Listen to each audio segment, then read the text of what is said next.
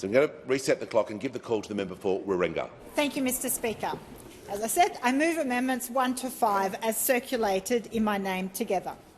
As a guiding principle, the safeguard mechanism must ensure that emissions from the biggest emitters in the country have peaked.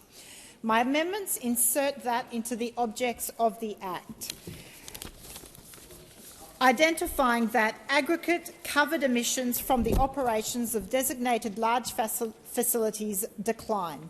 It's really important, when we know where we're at in terms of global emissions and Australian emissions, that we make clear that it is time for emissions to reduce.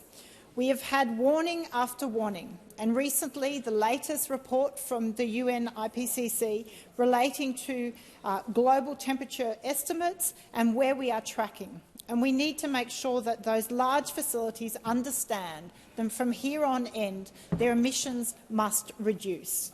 There is understanding, there is flexibility in this system, but there is a line in the sand as well to say that it is time to reduce. For too long, they have been left with this wide, broad discretion to continue with business as usual, despite all the warnings.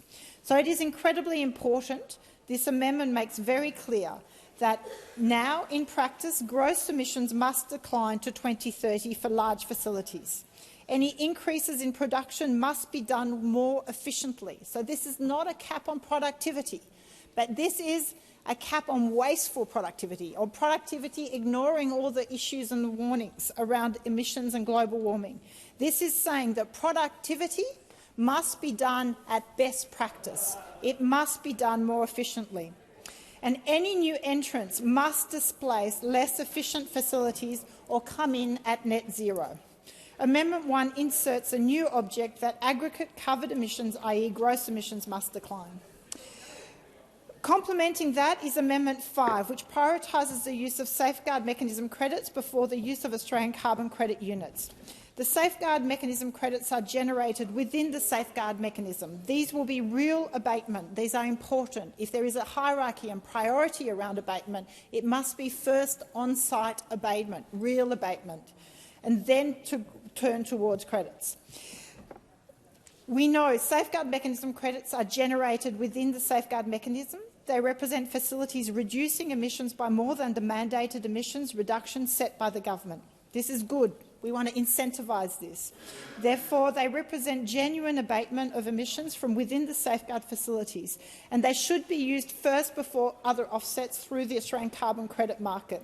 Australian carbon credit units are generated outside the safeguard facilities, and these represent a greater diversity of reductions or sequestration techniques that are less directly attributable to these facilities covered under the mechanism, and that make it harder for all facilities to demonstrate a reduction in gross emissions.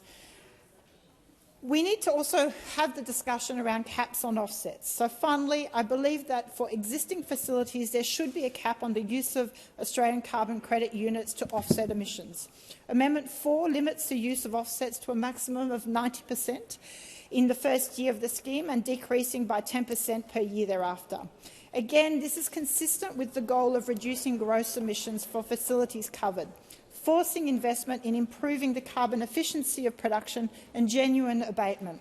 We need to think about carbon from a circular economy standpoint and manage the impact of carbon currently in the system and keeping the carbon stored deep underground in fossil fuels in place. My second tranche of amendments is in respect to methane. We must deal with methane. It is an incredibly potent greenhouse gas, some 26 to 28 times more effective at trapping heat over the life of the methane and up to 80 times more dangerous in the first 20 years.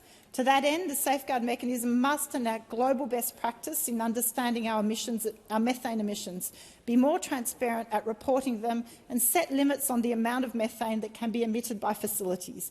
The amendments seek to implement current global best practice on monitoring, reporting and verifying methane emissions They also established best practice standards for methane emissions from gas and coal mines, specifically requiring new oil and gas facilities entering the Safeguard scheme to meet a methane intensity target of at least 0.2% within 2 years, and requiring new coal facilities entering the scheme to keep very low. So I urge the Minister to consider these amendments. Thank you. The question is the amendments be disagreed to, and I give a call to the Minister for Climate Change and Energy.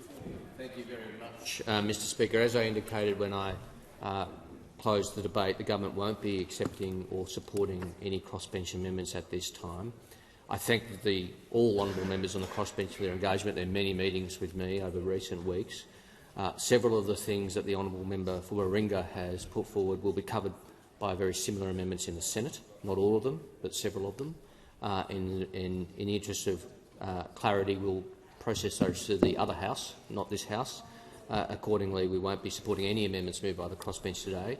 I do respect the integrity and the intent behind many of them. Not all of them we would agree with, but many are reflected in amendments that will be moved in the Senate. I understand my office has already offered honourable members on the crossbench a briefing this afternoon, which I look forward to facilitating for honourable members, and the government will be proceeding on that basis. The question is the